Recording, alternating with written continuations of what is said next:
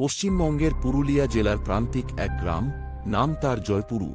সবুজে ঘেরা এই গ্রামের পাশ দিয়ে বয়ে গেছে শীর্ণকায় এক নদী, নাম তার কাশী বা কংসাবতী।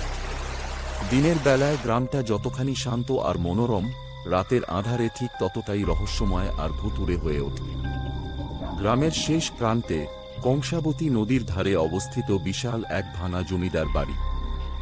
দিনের বেলাতেও লোকজন ওই বাড়ির কাছাকাছি যেতে ভয় পায়। তাদের বিশ্বাস, ওই বাড়িতে বাস করে এক ভয়ঙ্কর ভূত, যার নাম ছিরকুন। ছিরকুন কোনো সাধারণ ভূত নয়। গ্রামের প্রবীণদের মুখে শোনা যায়, ছিরকুন আসলে ছিল ওই জমিদার বাড়িরই ছোট তরফের মার্কিন। তার গায়ের রং ছিল কাঁচা হলুদের মতো আর চুল ছিল মেঘের মতো কালো। কিন্তু তার মনে ছিল তীব্র অহংকার আর লোভ। শোনা যায়, সে তার নিজের